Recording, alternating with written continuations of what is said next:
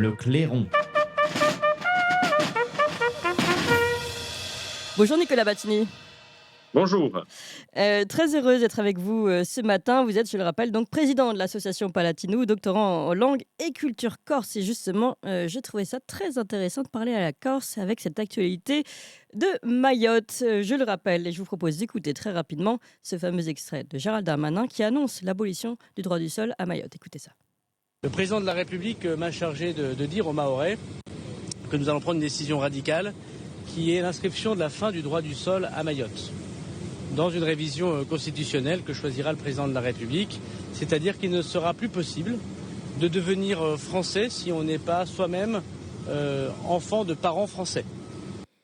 Voilà, alors j'ai trouvé ça très intéressant et j'ai immédiatement, il faut le dire, Nicolas Battini, pensé à vous. Je me suis dit que ça devait vous inspirer beaucoup de choses. D'abord sur la question du droit du sol, mais aussi sur cette question finalement de droit particulier, de droit attaché à une région qui se détacherait du reste de la République française. Qu'en pensez-vous ?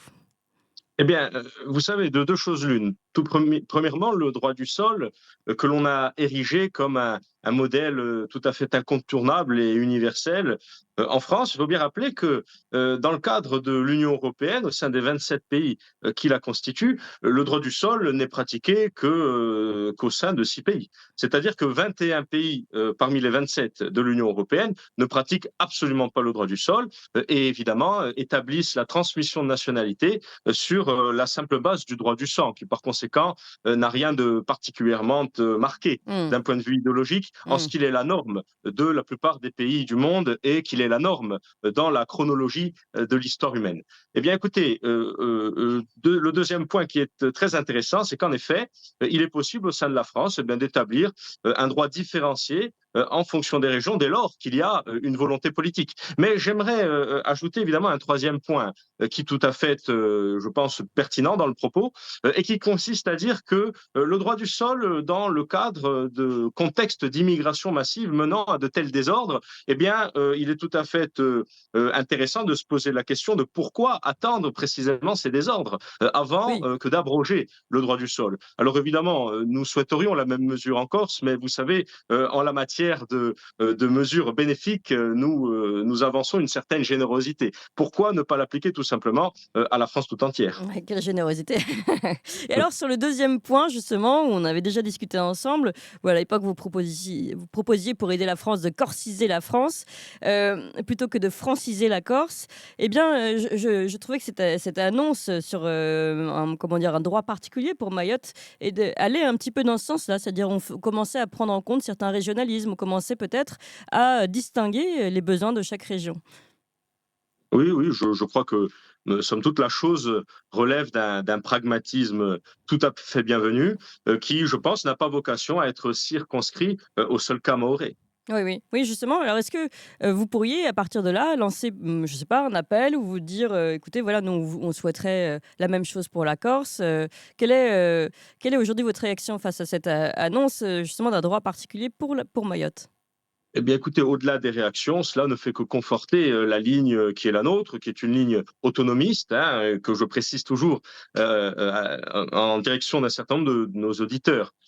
Qui ne sont pas nécessairement au fait de la véracité des définitions de ces termes, hein, qui sont des termes surtout utilisés dans le cadre du contexte en Corse, mais nous sommes autonomistes, c'est-à-dire que nous ne souhaitons absolument pas la séparation et la sécession de la Corse. Nous souhaitons qu'elle se maintienne dans le giron français, mais que ce même giron français puisse lui reconnaître le droit de défendre et de pérenniser l'identité autochtone ses ancêtres lui ont léguée.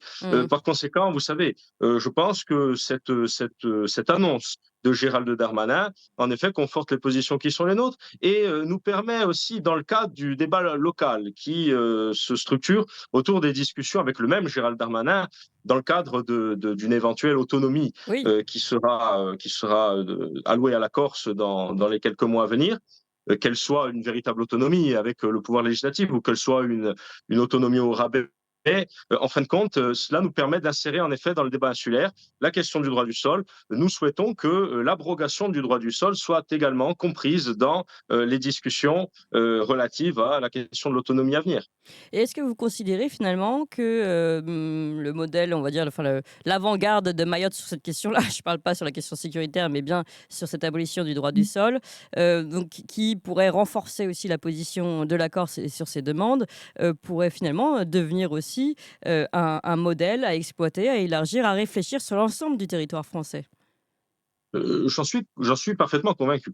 Mais vous savez, je pense que l'actualité à venir, les temps qui s'ouvrent, je pense, nous donneront de nombreuses occasions, en effet, de conforter l'idée que un certain nombre de territoires doivent bénéficier de non pas de droits particuliers ou de privilèges, mais d'agencements juridiques et législatifs en cohérence avec la réalité qui est la leur. Mmh. Mais au-delà de ça, et pour rebondir sur la question plus précise du droit du sol qui ne correspond pas nécessairement aux revendications locales de telle ou telle région, Mmh. mais qui renvoie à ce grand débat de la définition de la nationalité. Je suis parfaitement convaincu du fait que les événements et les péripéties à venir qui structureront l'actualité de ces prochains mois et de ces prochaines années, eh bien, pousseront en effet une bonne partie de l'opinion et à terme une majorité de la classe politique eh bien, à s'aligner sur cette mesure qui, ma foi, procède du simple bon sens, en ce que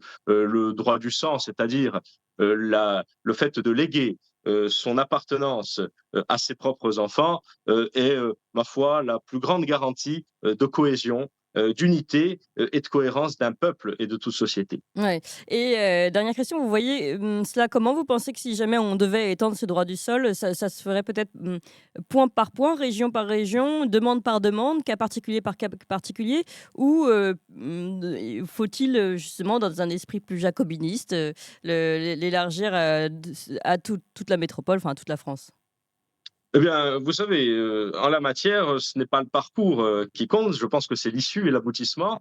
Mais au-delà de la simple question de la progression parcellaire ou intégrale de l'abrogation du droit du sol, je pense que nous ne nous situons plus à ce moment-là de l'histoire dans un simple débat entre jacobins et régionalistes ou girondins ou fédéralistes. Je Mmh. pense réellement que cela se situe dans un débat profond d'un point de vue culturel et philosophique autour de la question de l'appartenance qui, évidemment, Mmh. oppose les tendances cosmopolites de nos sociétés occidentales à ces tendances historiques et profondes qui sont liées à l'enracinement. Mmh. Je crois que c'est le En véritable débat. Oui, en Et en fait, la ça matière des dépasse autres. cette Oui, question-là, vous dites, est fondamentale et dépasse finalement ces questions, oui, de cap bien sûr, en que en la matière, des autonomistes, comme moi, des nationalistes corses comme je suis, eh bien, peuvent tout à fait s'entendre avec, des partis du nationalisme français qui peuvent venir d'un historique, jacobin, mais qui, de par le changement de paradigme, eh ben, révisent,